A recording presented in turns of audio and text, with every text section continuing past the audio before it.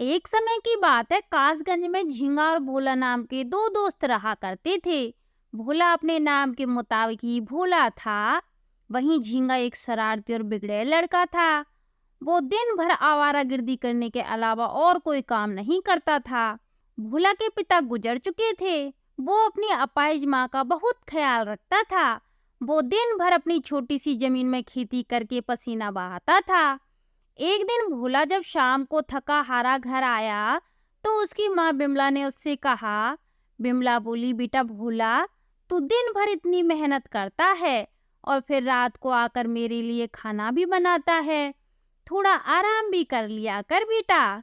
फिर भोला बोला, ये कैसी बातें कर रही हो माँ? मेरी उम्र अभी जवानी की है और जवानी की उम्र काम करने की होती है, आराम करने की नहीं। फिर बिमला बोली, मैं तुझे दिन भर पसीना बहाती हुई देखती हूँ तो मुझे अपने अपाहिज होने पर बहुत अफसोस होता है कि मैं तेरे लिए दो वक्त की रोटी भी नहीं बना सकती। फिर भोला बोला, अरे दिल छोटा मत करिए माँ, जब मैं आपके लिए खाना बनाता हूँ ना तो मुझे बहुत अच्छा लगता है। भोला ने इतना ही कहा था कि तभी पड़ोस में रहने वाले सुखिया चाचा वहां पर आ गए और बिमला की ओर देखकर बोले। सुखिया चाचा बोले, बिमला, तुम बहुत खुशनसीब हो कि भोला जैसा पुत्र तुम्हें मिला है। एक तुम्हारा पुत्र भोला है जो दिन रात खेतों में काम करके पसीना बहाकर तुम्हारी कितनी सेवा करता है, और तो और वो तुम्हारे लिए खाना भी बनाता है। और एक मेरा पुत्र है जो दिन भर आवारागर्दी करने के अलावा और कुछ नहीं करता है। फिर भोला बोला, अरे चाचा, ऐसी बात नहीं है, झींगा धीरे धीरे करके काम करने लगेगा। फिर सुखिया बोला, क्या खाक काम करने लगेगा? बेटा, पहले तो वो सिर्फ काम ही नहीं करता था, दिन भर निठल्ला बन के घूमता रहता था, लेकिन अब तो वो गांव की लड़कियों को भी छेड़ने लगा है। फिर बिमला बोली, तो भाई साहब, आप उसकी शादी क्यों नहीं कर देते? शादी के बाद सुधर जाएगा। फिर सुखिया बोला, ये कैसी बातें कर रही हो बिमला बहन? उसकी शादी करके किसी लड़की की जिंदगी बर्बाद नहीं करना चाहता। काम काज तो कुछ करता नहीं है, जो अपने लिए एक वक्त की रोटी का इंतजाम नहीं कर सकता, वो अपनी बीबी को क्या खिलाएगा भला? फिर सुखिया बोला, भोला, तू तो उसका दोस्त है रे, उसे समझाता क्यों नहीं बेटा? फिर बोला, आप बिल्कुल चिंता मत कीजिए सुखिया चाचा, मैं कल इसके बारे में झींगा से जरूर बात करूंगा। फिर सुखिया बोला, ये लो, मेरे घर पर आज खीर बनी थी और खीर तुम्हें बहुत पसंद है ना भोला, इसलिए मैं तुम्हारे लिए लाया हूँ। फिर भोला ने सुखिया चाचा के हाथ से खीर ले ली और सुखिया मुस्कुराता हुआ वहां से चला गया। अगले दिन भोला झींगा से जाकर मिला और बोला, भोला बोला, झींगा, तेरे पिताजी तुझसे बहुत परेशान है रे, तू कुछ काम धंधा क्यों नहीं करता? झींगा भोला का दोस्त तो था, लेकिन वो अंदर ही अंदर भोला से बहुत जलता था, क्योंकि गांव में सब लोग भोला की तारीफ करते थे और उसकी बुराई करते थे। भोला की बात पर झींगा गुस्से से बोला। फिर झींगा बोला, तो मेरा बाप मेरी शिकायत अब पड़ोसियों के घर भी जाकर करने लगा है। फिर भोला बोला, ऐसी बात नहीं है झींगा, सुखिया चाचा हमारे घर जैसे ही हैं और तू तो मेरा दोस्त है, भला वो मुझसे नहीं कहेंगे तो और किससे कहेंगे बता है? फिर झींगा बोला, तो तू मेरे बाप का वकील बनकर आया है। फिर भोला बोला, ऐसा मत बोल झींगा, वो तेरे पिताजी हैं, तुझे तमीज से बात करनी चाहिए। अगर तू कुछ काम काज करेगा तो उसमें तेरा ही फायदा होगा भाई, और तेरे पिता के ऊपर मेहनत का बोझा थोड़ा कम हो जाएगा। फिर झींगा बोला, अरे ओ, अभी कोई काम करने की उम्र नहीं है मेरी, ये तो मौज मस्ती करने की उम्र है मेरी। फिर भोला बोला, नहीं झींगा, ये काम करने की उम्र ही है और इस उम्र में ही आदमी मेहनत कर सकता है, तरक्की कर सकता है। जो जवानी के दिन बेकारी में गुजार देता है, उसके ऊपर बुढ़ापा किसी श्राप से कम नहीं होता। मेरी बात को अकेले में कभी ध्यान से सोचना। इतना कहकर भोला अपने खेतों की ओर चला गया। वही झींगा उसे गुस्से से जाता हुआ देखता रहा। फिर झींगा खुद से ही बड़बड़ा रहा था, कुछ सालों पहले मेरे साथ ही गिल्ली डंडा खेलता था और आज मुझे ही मेहनत का पाठ पढ़ा रहा है। तभी अचानक वहां पर राधु सूदखोर अपने कुछ साथियों को लेकर झींगा के पास आ गया। राधु गांव के लोगों को ब्याज पर पैसे उठाता था और उसके बदले वो उनसे भारी ब्याज वसूलता था। फिर राधु गुस्से से झींगा से बोला, अरे ओए, तुझे पता है ना इस महीने तेरे ऊपर ब्याज कितना चढ़ गया है? फिर झींगा बोला, हाँ हाँ पता है मुझे, बोला तो था तेरे पैसे सब लौटा दूंगा। फिर राधु बोला, लौटा दूंगा नहीं बे, कब लौटाएगा? पिछले 3 महीनों से तो तू मुझे बेवकूफ बना रहा है। मैं सिर्फ तेरे पिताजी का लिहाज कर रहा हूँ। झींगा, तेरी जगह कोई और होता तो मैं उसकी पीट पीट कर हालत खराब कर देता रे। फिर राधु की बात सुनकर झींगा थोड़ा सा सहम गया। फिर झींगा बोला, मुझे थोड़ी सी मोहलत और दे दीजिए। फिर राधु बोला, ठीक है, मैं तुझे 2 घंटे की मोहलत और देता हूँ।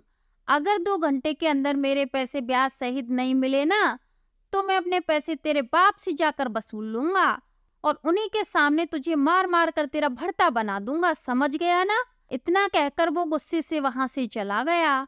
झींगा अपने आप से बोला, अब क्या होगा भाई? जो पैसे मैंने इससे ब्याज पे लिए थे वो तो मैं सब जुए में हार गया। ये नई मुसीबत क्या आ गई यार। अगर राधु पिताजी के पास पहुंच गया तो वो मुझे घर से निकाल देंगे। तभी झींगा के दिमाग में एक तरकीब सूझी। तरकीब आते ही झींगा की आंखें चमक गई। फिर झींगा अपने आप से बड़बड़ाने लगा, एक काम करता हूँ, भोला से मांगता हूँ। इस पूरे गांव में सिर्फ भोला ही ये 1 नंबर का बेवकूफ, जिसे ये बेवकूफ गांव वाले समझदार कहते हैं, उसे जाकर बेवकूफ बनाता हूँ। मुझे उम्मीद है कि वो मुझे पैसे जरूर देगा। झींगा दौड़ा दौड़ा भोला के पास पहुंच गया और रोता हुआ चेहरा बनाकर मदद मांगने लगा। फिर भोला बोला, अरे तुझसे मैंने मना किया था जुआ खेलने के लिए, लेकिन तू फिर भी जुआ खेला। अब देख राधु तुझे मारने के लिए कह रहा है। फिर झींगा बोला, मुझे बचा लेना यार, मुझे तू पैसे दे दे। मैं वादा करता हूँ कि अब कभी भी जुआ नहीं खेलूंगा और मेहनत से काम करूंगा। मेहनत करके तेरे पैसे जल्द से जल्द लौटा दूंगा। भोला की फसल कुछ दिन पहले ही बिकी थी, उसके पास पैसे रखे हुए थे। भोला वो पैसे झींगा के हाथ में देकर बोला, भोला बोला, ये ले पैसे और जाकर राधु को दे दे, कल से कामकाज शुरू कर देना। फिर झींगा पैसे लेकर वहां से सीधा राधु के पास पहुंच गया और उसने वो पैसे राधु को लौटा दिए। मगर झींगा एक बिगड़ैल लड़का था। 2 दिन बाद वो राधु से उससे भी ज्यादा पैसे और भारी ब्याज पर ले आया और कुछ ही दिनों में झींगा ने वो सारे पैसे जुए और शराब में उड़ा दिए। इधर भोला की माँ की तबीयत अचानक से खराब हो गई और डॉक्टर ने भोला को ये बोल दिया कि उसकी माँ का इलाज लंबा चलेगा। फिर भोला को अचानक पैसों की जरूरत पड़ गई। भोला दौड़ता हुआ झींगा के पास पहुंचकर बोला, भोला बोला, झींगा, तूने जो मुझसे पैसे लिए थे ना, मुझे उसमें से थोड़े से पैसे दे दे। मेरी माँ की तबीयत खराब हो गई है, मुझे पैसों की सख्त जरूरत है। यह बात सुनकर झींगा अचानक सकपका गया। झींगा बोला, अभी तो मेरे पास पैसे नहीं हैं यार, बाद में दे दूंगा। फिर भोला बोला, झींगा, तुमने मुझसे कुछ वक्त की मोहलत लेकर पैसे लिए थे। जब तक मुझे पैसों की जरूरत नहीं पड़ी मैंने तुझसे एक भी पैसा नहीं मांगा, लेकिन आज मुझे वाकई में पैसों की बहुत जरूरत है। भोला की यह बात सुनकर झींगा का गुस्सा 7वें आसमान पर पहुंच गया। फिर झींगा बोला, तुझे तो सारे गांव में हर कोई अच्छा बोलता है ना, तुझे तो कोई भी उधार दे देगा, जाकर कहीं और से उधार क्यों नहीं मांग लेता रे? फिर भोला बोला, मैं उधार क्यों मांगूंगा झींगा, जब मेरे पैसे तेरे ऊपर निकल रहे हैं।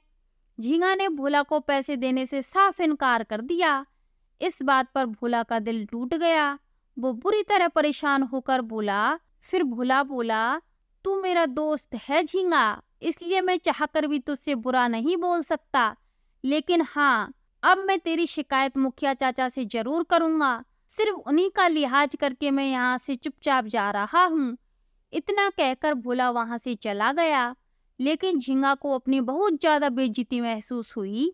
तभी झींगा ने देखा कि गांव के मोहन काका अपने हाथ में एक पोटली पकड़े हुए भोला के घर की तरफ जा रही थे। फिर झींगा बोला, अरे कहाँ जा रही हो मोहन काका? आखिर तुम्हें भोला से क्या काम पड़ गया? फिर मोहन बोला, 2 दिन बाद हमारी बिटिया की शादी है। इस पोटली में बिटिया की दहेज के सोने के गहने हैं। मैं अपनी पत्नी सरला के साथ शहर में कुछ खरीदारी करने जा रहा हूँ। तब तक ये गहने मैं भोला के घर पर रखने जा रहा हूँ। भला भोला से ज्यादा ईमानदार व्यक्ति इस गांव में कौन हो सकता है? इतना कहकर मोहन काका वहां से चले गए। उनकी बात सुनकर झींगा के अंदर भोला के प्रति और ज्यादा नफरत बढ़ गई। तभी वहां पर राधू अपने कुछ साथियों के साथ दोबारा आ पहुंचा। फिर राधू बोला, अभी तक मेरे पैसे नहीं पहुंचे हैं झींगा। झींगा, जो कि बहुत गहरी सोच में एक योजना बना चुका था, मुस्कुराते हुए बोला। झींगा बोला, चिंता मत करो राधू भैया, 2 दिन बाद तुम्हारे पैसे पहुंच जाएंगे। राधू बोला, ठीक है, सिर्फ 2 दिन और तीसरा दिन मेरा। इतना कहकर राधू वहां से चला गया। झींगा भोला के घर पर चोरी करने की योजना बना चुका था। वो जानता था कि भोला दिन भर खेतों पर काम करने के लिए चला जाता है और उसके घर पर एक उसकी अपाहिज माँ लेटी रहती है। फिर झींगा भोला के घर पर पहुंच गया। फिर बिमला बोली, क्या हाल है झींगा बेटा? फिर झींगा बोला, आपके आशीर्वाद से मेरा हालचाल बहुत अच्छा है। यहाँ से गुजर रहा था तो सोचा भोला से मिलता चलूं।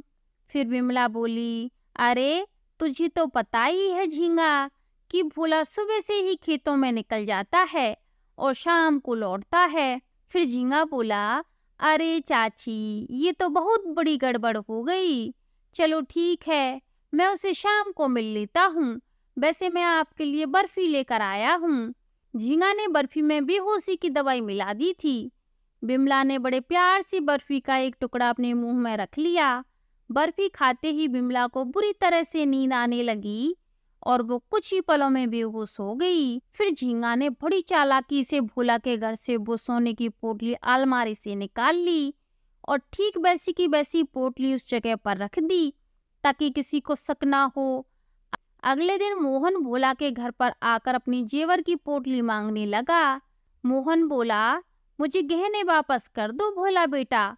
फिर मोहन काका की बात सुनकर भोला ने वो पोटली मोहन को दे दी। मगर जैसे ही पोटली मोहन ने खोली तो वो देखकर हक्का बक्का हो गया कि उसमें पत्थर के टुकड़े के अलावा कुछ भी नहीं था। मोहन बोला, मेरे सोने के गहने कहाँ गए? ये देखकर भोला के माथे पर पसीना आ गया। फिर भोला बोला, काका, आपने जैसे पोटली मुझे दी थी ना, मैंने वैसी की वैसी पोटली वहां पर रख दी थी। मैंने तो उसे खोलकर भी नहीं देखा। फिर मोहन बोला, अरे ये क्यों नहीं कहता भोला कि तेरी गहनों पर नीयत खराब हो गई और तूने बेच आया? मुझे तुझसे यह उम्मीद नहीं थी। फिर भोला बोला, काका मेरी बात का यकीन कीजिए। फिर मोहन बोला, तो फिर इसमें कंकड़ पत्थर कहाँ से निकल आए? ये मामला इतनी आसानी से खत्म नहीं होगा भोला। मैं तेरी शिकायत गांव के मुखिया से करूंगा। फिर कुछ ही देर में वहां पर गांव के मुखिया, पड़ोसी, सुखिया और लोगों की भीड़ लग गई। उन सब में झींगा भी था जो बहुत खुश हो रहा था। हर कोई भोला को बुरा बोल रहा था। फिर मुखिया बोला, तो ये है तेरी मेहनत भोला। लोगों की आंखों में धूल झोंकते हुए तुझे शर्म नहीं आई? तूने अपने ही गांव में डाका डाल दिया। फिर झींगा बोला, ये है इस भोला की सच्चाई। तुम सबने ही इसे सिर पर बिठा लिया था। फिर सुखिया बोला, मुझे तुझसे यह उम्मीद नहीं थी भोला। फिर मुखिया बोला, देखते क्या हो, मारो इसे। फिर गांव वालों ने मिलकर भोला की बुरी तरह पिटाई की। भोला की माँ बिमला ने आंसू बहाकर भोला की ओर देखा तक भी नहीं। फिर बिमला बोली, मुझे तुझसे यह उम्मीद नहीं थी बेटा। मेरी परवरिश में आखिर क्या कमी रह गई थी? अरे तू तो मेरा बेटा है, तूने चोरी क्यों की? फिर भोला बोला, मैं सच कहता हूँ माँ, मैंने कोई चोरी नहीं की है। मगर भोला की बात पर कोई भी यकीन करने को तैयार नहीं था। तभी अचानक मोहन काका की पत्नी सरला काकी मोहन के पास आकर बोली। सरला ने कहा, भोला को क्यों मार रही हो तुम सब लोग? मोहन बोला, तुम्हें पता है, तुमने मुझे जो गहने दिए थे ना भोला के घर रखने के लिए, इस भोला ने वो सारे की सारे गहने बेच दिए। फिर सरला बोली, और उस सोने को बेचकर इस बेचारे को मुश्किल से 100-200 रुपए मिले होंगे। फिर मोहन बोला, ये क्या कह रही हो तुम? फिर सरला बोली, क्योंकि वो सोने के गहने असली नहीं थे बल्कि पीतल के थे, उसमें सोने का पानी चढ़ा हुआ था। असली सोने के कंगन तो मेरे पास हैं। फिर मोहन बोला, लेकिन फिर वो पोटली? फिर सरला बोली, अरे मैंने तुम्हें तोती की तरह बताया था कि अलमारी में 2 रंग की पोटलियां रखी हुई हैं, नीली और लाल। लाल वाली में नकली गहने थे और नीली वाली में असली थे। तुमने लाल वाली पोटली उठाकर भोला को दे दी। वो तो अभी अचानक मेरी नजर पड़ गई तो मैं तुरंत यहाँ पर आ गई। मैं भोला को अच्छी तरह से जानती हूँ, भोला चोरी कभी भी नहीं कर सकता। सरला काकी ने इतनी बात कही थी कि तभी अचानक राधू गुस्से से लाल पीला होता हुआ वहां पर आ गया और झींगा से बोला। फिर राधू बोला, नकली गहने देकर मुझे बेवकूफ बनाता है। इतना कहकर राधू ने वही चुराई हुई पोटली सबके सामने फेंक दी। झींगा की पोल खुल चुकी थी। सभी लोग समझ गए थे ये चोरी करने वाला झींगा ही है। तभी बिमला बोली। बिमला ने कहा, अब मुझे सब कुछ याद आ गया है। कल ये झींगा ही भोला से मिलने के लिए आया था। इसने मुझे बर्फी का एक टुकड़ा भी खिलाया था। उसे खाते ही मुझे बहुत तेज नींद आने लगी थी और अभी भी मेरा सर भारी हो रखा है। शायद इसी वजह से मैं इस बारे में बताना भूल गई थी। फिर झींगा बोला, मुझे माफ कर दो भोला। फिर सुखिया गुस्से में बोला, तू मेरा बेटा नहीं हो सकता। तू बेटे के नाम पर कलंक है, कलंक। तू अगर मेरे घर पर डाका डालता तो मुझे इतना बुरा नहीं लगता, लेकिन ये तो तेरा दोस्त है। मैंने तेरे जैसा बदमाश दोस्त आज तक नहीं देखा। फिर मुखिया बोला, इस बार झींगा ने हद पार कर दी है। भोला जैसे सीधे साधे व्यक्ति को हम सबने बेहिसाब मारा। देखती क्यों हो, मारो झींगा को, भूत बना दो साले को। सभी गांव वालों ने झींगा को बुरी तरह से पीटने लगे, मगर भोला ने झींगा को और ज्यादा पीटने से बचा लिया। फिर भोला बोला, मत मारो इसको, ये मेरा दोस्त है। मैं इसे अपनी आंखों के सामने मार खाते हुए नहीं देख सकता। इसकी आंखें बता रही हैं कि इसे अपनी गलती का पछतावा हो रहा है। भोला की बात सुनकर झींगा रोने लगा और भोला के पैरों पर गिरकर बोला। फिर झींगा बोला, भोला, मैं तुम्हें फंसा रहा था और तुमने मुझे पिटने से बचाया। सच में भोला, तुम्हारी सच्ची दोस्ती ने मेरी आंखें खोल दी और मुझे एक बदमाश दोस्त से एक सच्चा दोस्त बना दिया। फिर झींगा ने हाथ जोड़कर सबसे माफी मांगी और उस दिन के बाद झींगा भोला के साथ मेहनत करने लगा और अच्छे रास्ते पर चलने लगा। तो आज के लिए बस इतना ही। आगे मिलते हैं कोई नई कहानी के साथ।